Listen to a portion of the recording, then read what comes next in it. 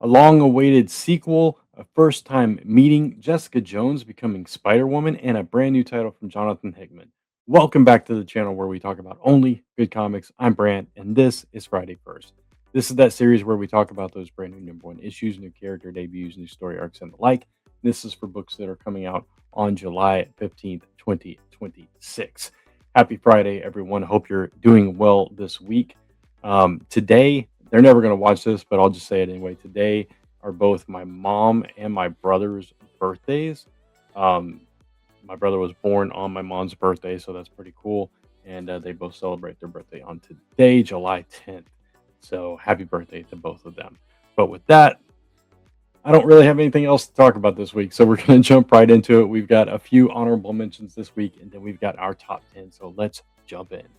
First honorable mention comes to us from Image Comics. This is Bad Rock issue number one. This is obviously a spin-off series of Rob Liefeld's Youngblood. I'm not reading the series, but if you are and you're a big fan of these characters, you might want to check out this one shot, or I mean, this spin-off series, not one shot, the spin-off series of the beloved character Bad Rock. Next honorable mention comes to us from IDW. This is Sonic the Hedgehog X Godzilla, another one of these Godzilla crossovers.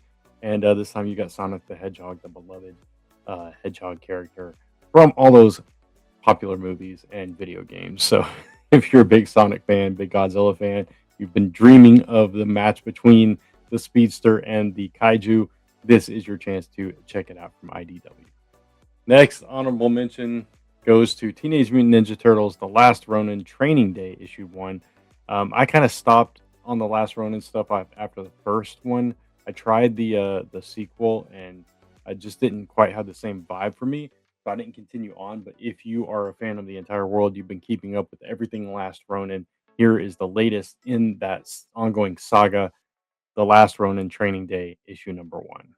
And our final honorable mention goes to Banana number one. This is from Bad Idea Comics, and this is from the creative team of Joshua Dysart and Kevin McGuire and Rico Renzi. And you've also got Michael Allred in the mix as well with David Lapham. So all kinds of creators going on here.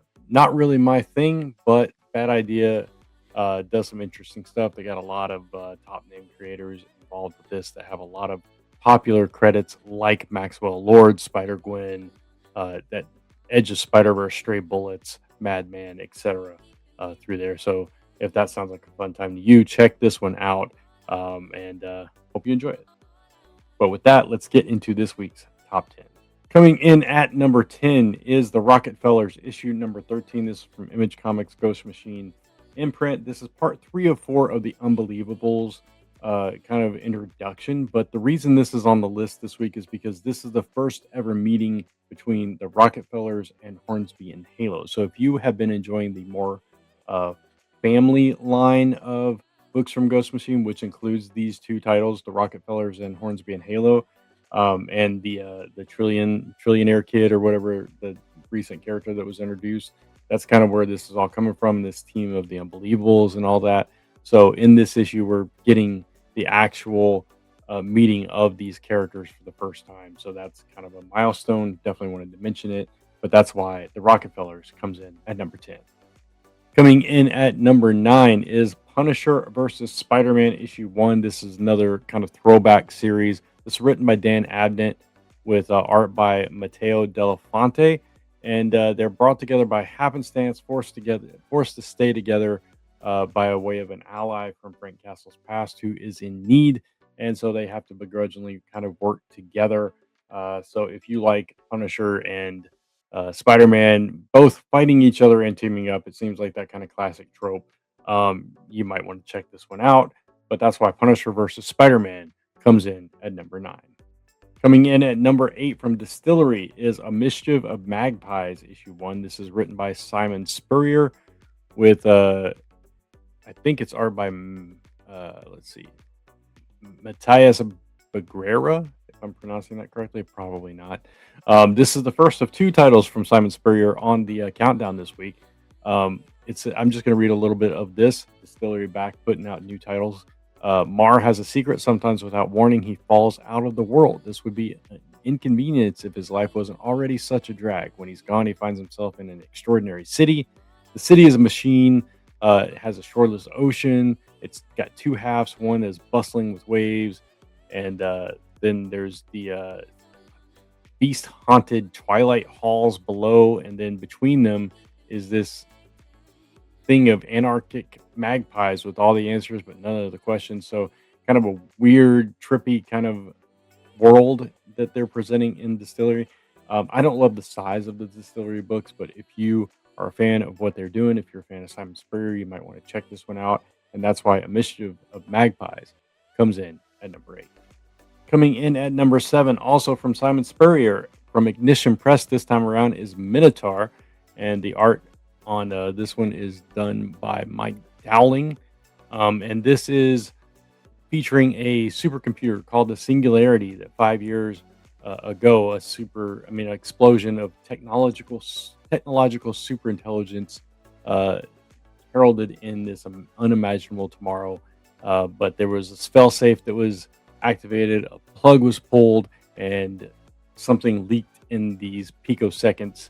And now we're in a future with crazy miracles and monsters and all kinds of crazy events going on. Minotaur is the tale of Gloria Monday, a photojournalist who's documenting the lives of all of this. So kind of that's our eyes into this world. So Ignition Press does a lot of cool stuff. They've just started releasing digital versions of their books as well. If you have not been able to find them, you might be able to find that. So Google that, figure out how to do that. It's through a certain initiative that they're a part of, which has enabled me to check out some of their books as well. So that's why Minotaur issue number 1 comes in at number 7.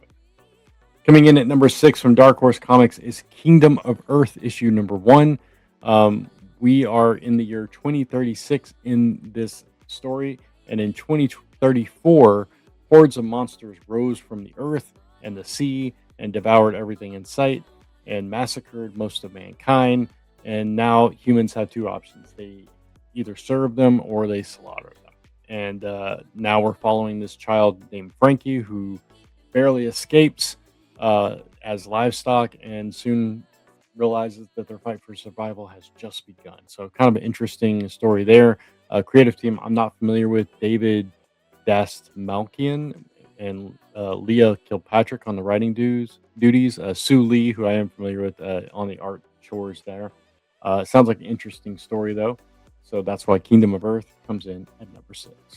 Entering that top 5, coming in at number 5 is Fantastic Four issue number 14. This is a kind of a one and done story, all about the children of Ben and Alicia, and this is the Korean Scroll kids, Joe and what's the other one's name? Joe and Nikki, who are immune to what is happening to the Baxter building and everything. The rest of the Fantastic Four is completely compromised, so it leaves them to kind of step up and be the heroes. They take center stage in what the description calls a mind-bending single issue epic. Plus, there's a backup story celebrating Disability Pride Month. So, Fantastic Four has been really good. There's been a lot of like single issue, one and done kind of stories throughout this run, and a lot of them have been really solid. So, I'm looking forward to this one as well, and seeing Joe and Nikki take the spotlight for the first time in a while.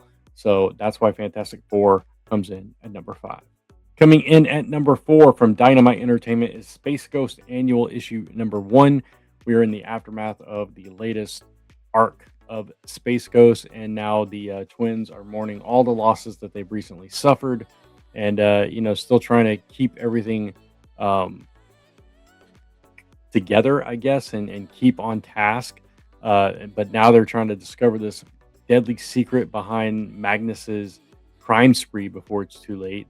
So all things going on, and we also have a special prelude to the next Space Ghost adventure as we get introduced to the Herculoids. Been a long time coming for that, for longtime fans of that block where you had Space Ghost, you had the Herculoids, all that kind of stuff. Now we're going to get them in the mix. Can't wait for that. Excited for the Herculoids, and that's why Space Ghost comes in at number 4. Coming in at number 3 is 3 Worlds, 3 Moons, Foundations, issue 1. This is a brand new series from Dark Horse, by Jonathan Hickman, and Mike Del Mundo and Mike Huddleston doing writing chores, and also Huddleston and Del Mundo on art with Jerome Opena as well. So lots of creators involved in the mix here. Um, Sci-fi, which is something Jonathan Hickman does very well, and this story um, explores a brand new universe where across a distant solar system and countless millennia long cycles of war has been fought between the forces of magic and science and order and chaos. When we have this character, Tejo Valor, who is an astronaut, he undertakes this doomed expedition to a dormant moon that is full of mysteries, bringing all kinds of conflict and dangers and everything. So, um, interesting story here. And if you are a fan of Jonathan Hickman and you want to get back to like his roots with the sci-fi content, this is the perfect place to do that. And that's why Three Worlds, Three Moons Foundations comes in at number three. Coming in at number two is the latest What If story from Marvel. What if Jessica Jones got bit by the radioactive spider? So instead of Peter Parker, Jessica Jones gets the abilities of the spider and becomes Spider Girl. And yeah, the Green Goblin returned, all this kind of stuff going on. And I guess we find out if Jessica Jones has her other powers as well. So that could be interesting. We have a flying Spider Girl, or I guess leaping Spider Girl, technically. I don't know, but I I've been enjoying this recent crop of what if titles, and I think this is another fun one. This one is written by Justina Ireland with art by David Messina. So the cover looks pretty cool. I'm looking forward to this one, and that's why What If Jessica Jones comes in at number two. And finally, coming in at number one from DC Comics is Dark Knights of Steel 2, issue number one. This is a long awaited sequel to Dark Knights of Steel. We've gotten other spin off titles and everything, but now we get this, as it calls itself, fan favorite Elseworlds Epic continues. And the entire landscape of this medieval version of the DC universe has been changed. A spaceship crashed and doomed the planet. Monarchs died, kingdoms rose, all this kind of crazy stuff. That is kind of the history of this world. Now we're going to dive back into this and see where things are at now. This violent war brews beneath the waves. So I guess we're getting like Aquaman involved in this as well. And we're going to see how that plays into everything. We've got Tom Taylor back for another run with this, with art by Otto Schmidt. I absolutely loved the first series of this, the first volume of this. It was just a wonderful story, and I cannot wait to dive into this one as well. There was a lot of twists and turns in that original one, hoping for the same here, maybe done a little bit differently, and highlighting some different characters through this time. So I'm absolutely stoked about this title. This is, obviously my most anticipated first issue this week, one of the most anticipated books of the week for me. And that's why Dark Knights is Still 2 comes in at number one. And there you have it. There's our top 10 for this week. Hope you enjoyed it. If you did, please give it a thumbs up. It really does help the channel. And of course, if you haven't done so already, hit that subscribe and notification bell so you don't miss any of the content going up on this channel. Of course, you can follow me across social media at Only Good Comics, or type in onlygoodcomics.com to take you right back to this YouTube channel where we talk about only good comics. Until next time, thanks for watching. Take care. Keep reading those comics. See you soon.